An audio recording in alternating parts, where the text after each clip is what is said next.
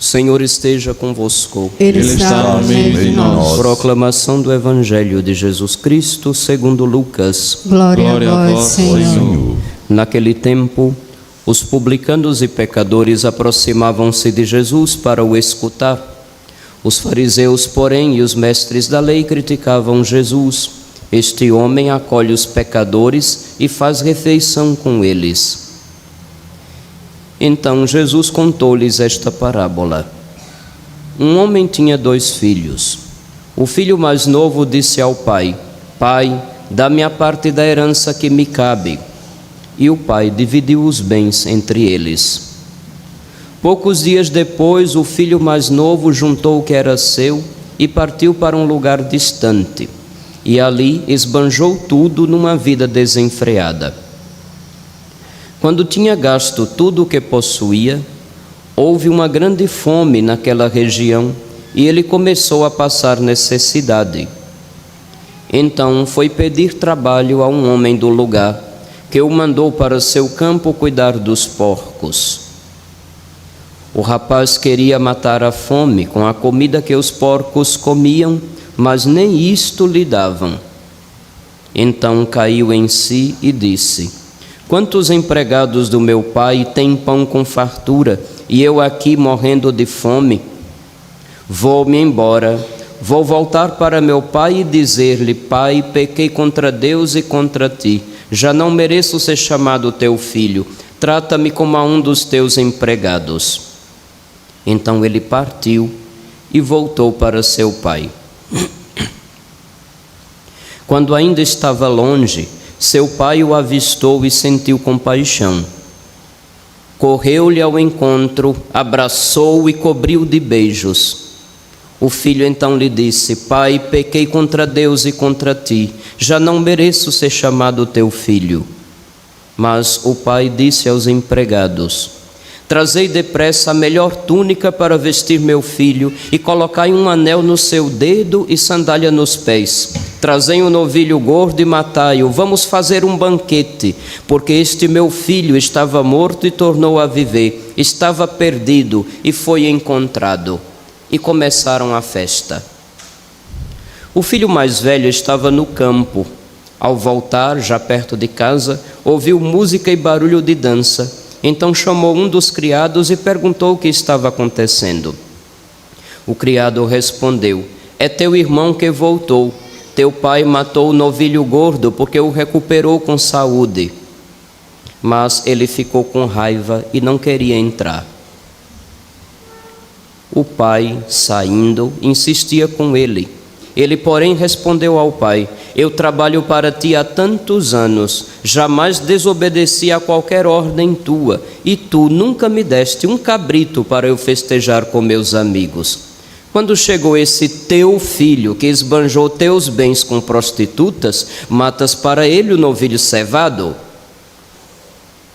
Então o pai lhe disse: Filho, tu estás sempre comigo, e tudo o que é meu é teu. Mas era preciso festejar e alegrar-nos, porque este teu irmão estava morto e voltou a viver, estava perdido e foi encontrado. Palavra da salvação. Glória a vós, Senhor. Evangelica dicta deleantur nostra delicta.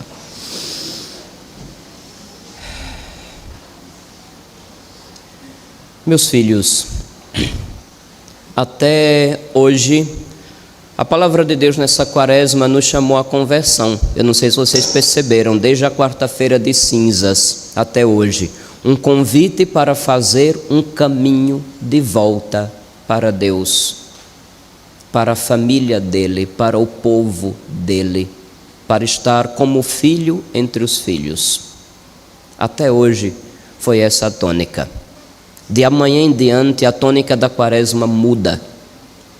E a palavra vai aos poucos nos colocando em contato com os choques que aconteceram entre nosso Senhor Jesus Cristo e aqueles que comandavam o povo, no sentido seja religioso, seja social e político. Hoje é a última, vamos dizer assim, a última oportunidade para que a gente tenha contato com a misericórdia de Deus para conosco, porque a partir da manhã nós vamos começar a ter contato sobre a disposição de Deus, até que ponto Ele está disposto a ir para nos resgatar. Mas até hoje ouvimos o apelo: meu filho, volta.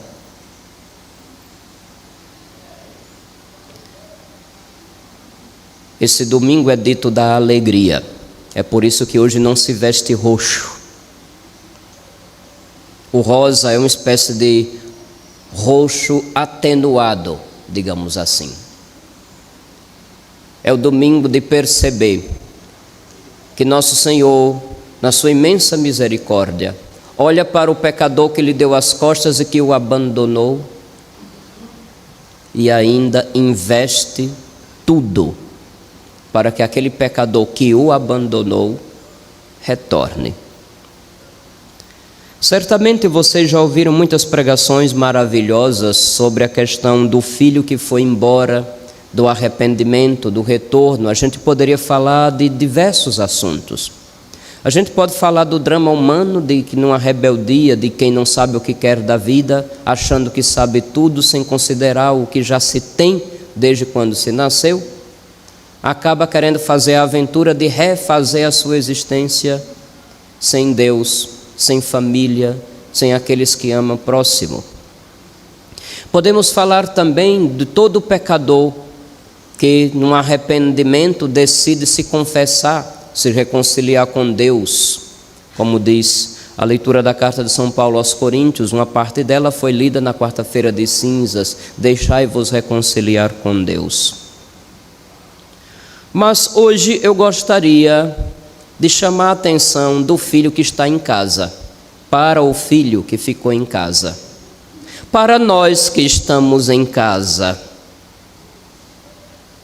Nós que nunca deixamos a casa do Pai, vamos dizer assim. Esse convívio, esse tempo todo com o Pai do céu, que é bom, nos ensinou a ser igualmente bons?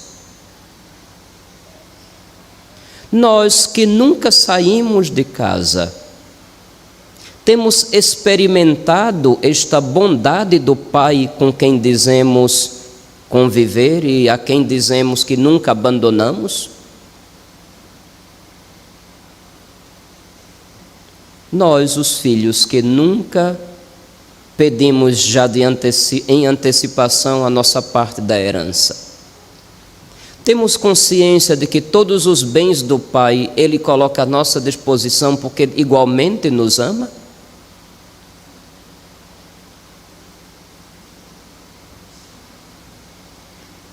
Nós que sempre estamos junto do Pai, já aprendemos a também alegrar-nos, porque o Pai se alegra quando cada um que estava distante retornou. Aprendemos a partilhar a mesma alegria, o mesmo acolhimento, o mesmo abraço, a mesma festa. Nós que nunca deixamos a casa do Pai, aprendemos a olhar os caminhos de volta, torcendo ou fazendo o possível para que o irmão que se desviou retorne. Nós aprendemos quando um irmão dá um passo para retornar, nós fazemos como o pai que não esperou que o filho chegasse até em casa. O pai correu-lhe ao encontro, ou seja, o pai completou o que faltava no caminho. Nós aprendemos a fazer isso.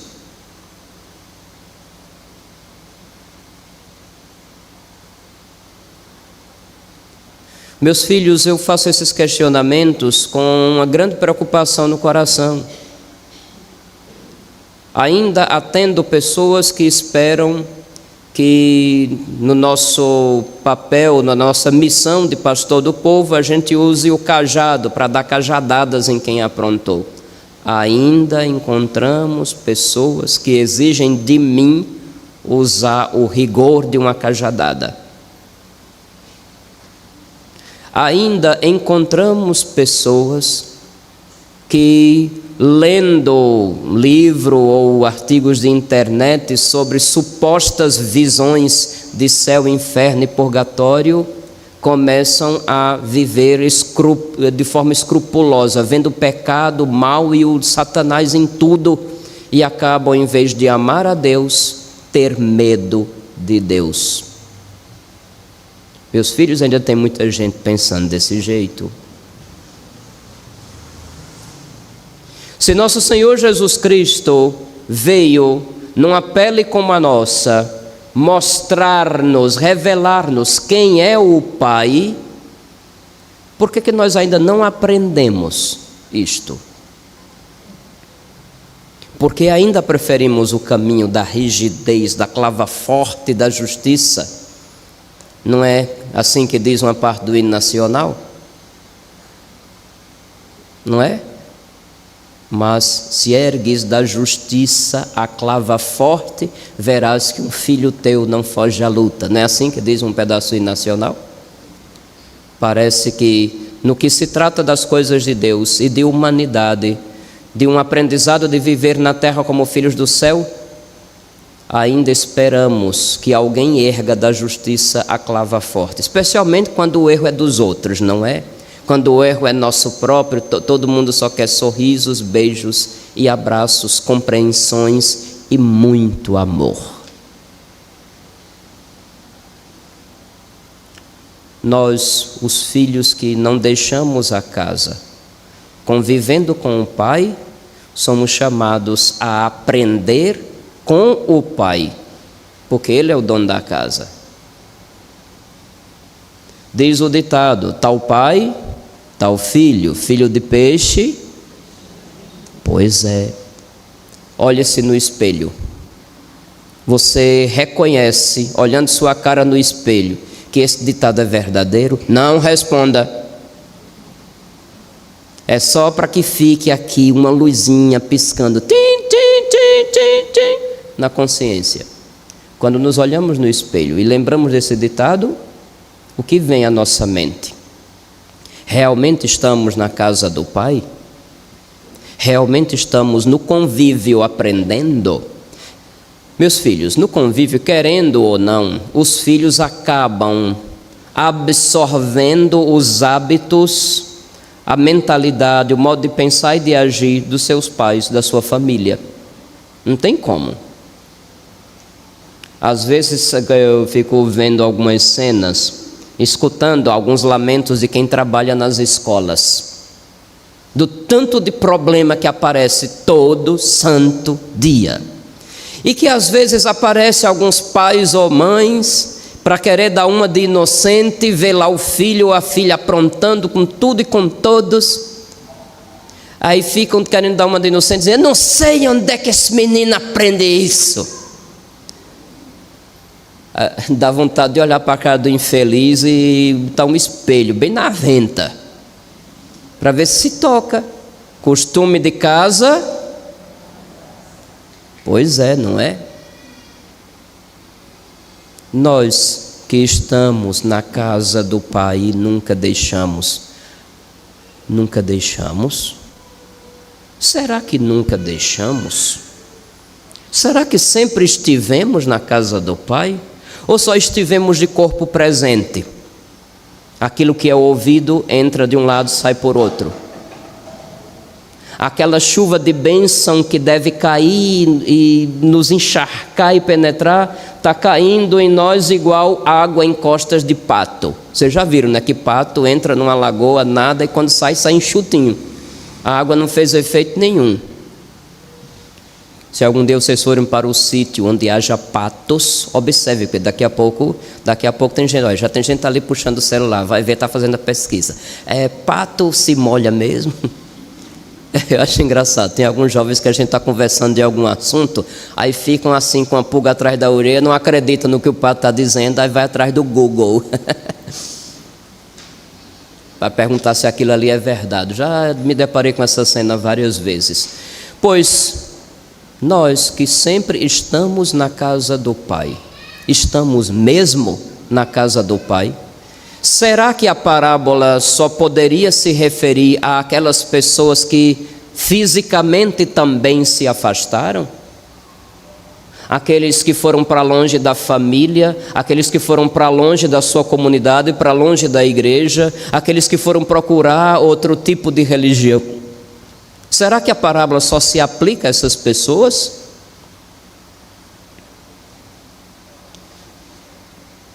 Meus filhos, vez ou outra, a depender da situação que estejamos vivendo, nós reproduzimos um e outro, ou os dois simultaneamente. Nós estamos, mas sem nunca ter estado. Corpo presente, aparência, casca. Damos uma de piedosos, de católicos, de diligentes, quando tem pau para toda obra, qualquer necessidade que há, o primeiro a se prontificar, não pode contar comigo, estou aqui. Mas naquelas atitudes mais básicas, falta aquele sinal de que aprendemos na convivência com o Pai a agir como Ele. Falta-nos. Não é à toa que em diversas ocasiões pessoas, claro, de forma exagerada e injusta e completamente inverídica, acusa que todo mundo que está na igreja é falso, é hipócrita, reza, mas não vive, vai para a missa, mas depois vive como se Deus não existisse ou coisa pior. Se essa crítica existe é porque tem história, vocês sabem, né? Eu lembrei daquele negócio, se tem placa, tem história. Uma vez eu cheguei lá no Juazeiro do meu padrinho Padre Cícero e fui visitar, pela primeira vez que eu fui lá, achei engraçado, fui visitar o santuário de São Francisco, que é dos Capuchinhos. No fundo da igreja tem um pátio, onde tem uma gruta, Nossa Senhora de Lourdes, com um presépio permanente, e tem lá uma fonte jorrando água, diz que foi abençoada por Frei Damião. O povo vai muito para lá para pegar aquela água e acho que eu vou fazer assim, vou botar uma fonte ali na gruta, abençoar e dizer: Senhor, toda água que sair daqui fique benta. Aí o povo não me procura mais, que às vezes é uma procissão depois da missa lá na sacristia. Brincadeirinha. Pronto, o que é que eu estava falando? Eu cheguei nesse pátio e tem o pátio é grande, tem uns corredores laterais com cobertura e de um lado uma exposição sobre a história daquele lugar, do outro lado sobre a missão dos capuchinhos. Uma coisa bem interessante, recomendo quem for no Juazeiro do meu padrinho fazer uma visita. E eu notei que em 4 pontos diferentes tinha uma placa: é proibido namorar neste lugar. Aí eu me lembrei se tem placa, tem história.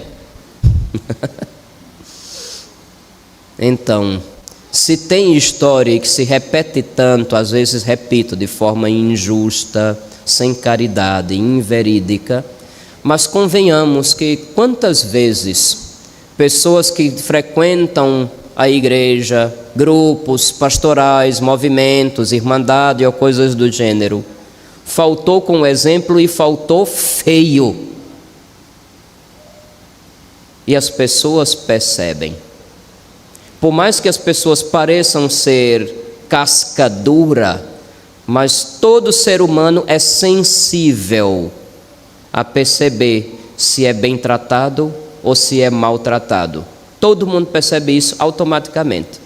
Até uma criancinha que ainda não tem um senso do que é certo e do que é errado, ela percebe quando é bem tratada ou quando é maltratada. Se até uma criança na barriga da mãe absorve os sentimentos da relação, do diálogo entre o pai e a mãe ou quem está no entorno, imagine a gente que já nasceu.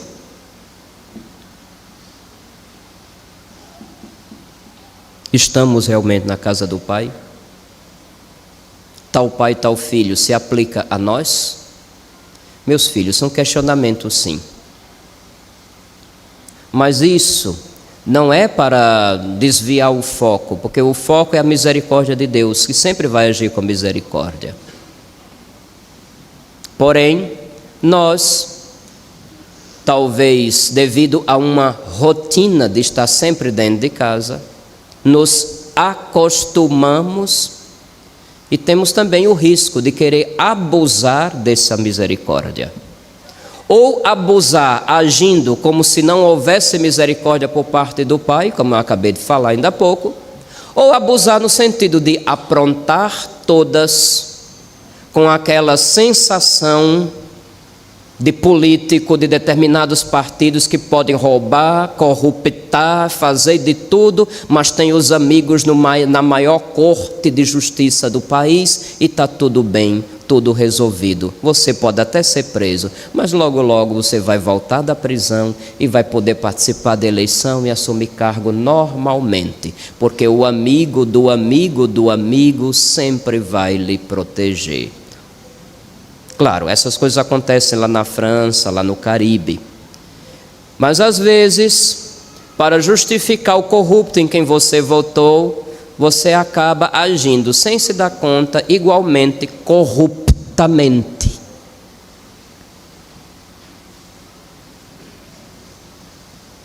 Vi uma cena uma vez num programa de Chico Anísio. Se espantaram, foi? O padre gosta de rir. Num programa de Chico Anísio, uma certa vez, na escolinha do professor Raimundo, não sei se você lembra daquele personagem, seu Joselino Barbacena, que ele sempre procurava se esconder do professor, de alguma forma, né?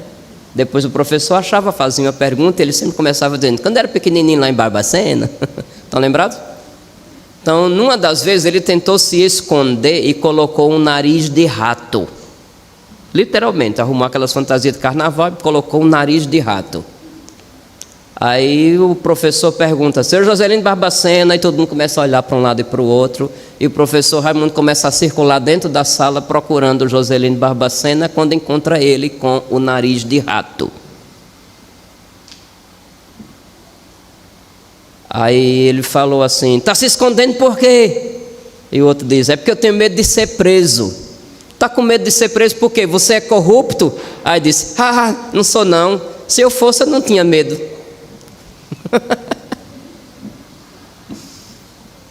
Entenderam a piada?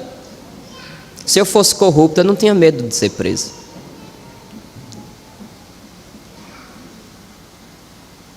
Às vezes, nos acostumamos, de forma pejorativa mesmo, nos acostumamos de tal forma de estar na casa do Pai, que ou estamos ali por conformismo, porque não tem outro jeito, e temos raiva do Pai porque recebe bem quem chega, ou então tratamos o Pai como se ele fosse um babaca, nós mesmos aprontando de tudo, e nem sequer botando a mão na consciência dizer, eu devo voltar, o meu Pai é bom, o meu Pai não merece que eu tenha feito isso com ele. Volta, meu filho, é tempo. Liturgicamente, pela liturgia da palavra, aquilo que é proposto no período quaresmal, é como se hoje fosse o último grito do Pai olhando para nós, estendendo as mãos. E o apelo de São Paulo apóstolo é atualíssimo. Em nome de Cristo nós o suplicamos, deixai-vos reconciliar. Eu já falei sobre o que é reconciliação na quarta-feira de cinzas. Não é a mesma coisa somente que perdoar. Reconciliar é refazer um caminho junto com o outro. É isso que Deus quer fazer conosco. Volta, meu filho. Porque a partir de amanhã, meu filho, ele talvez não vá dirigir a palavra para mim nem para você. Ele vai começar em choque com aquelas outras forças que acabam produzindo o mal em mim e em você. E vai assumir para ele a luta e a consequência de todo o mal que nós temos praticado. Ele vai assumir para ele a consequência da gente tê-lo abandonado. Viva bem o que nos resta de quaresma. Volta, meu filho. Vamos começar de novo? É isso que ele está querendo dizer hoje. Dá graças ao Senhor, porque Ele é bom, porque eterna é a sua misericórdia. Louvado seja nosso Senhor Jesus Cristo.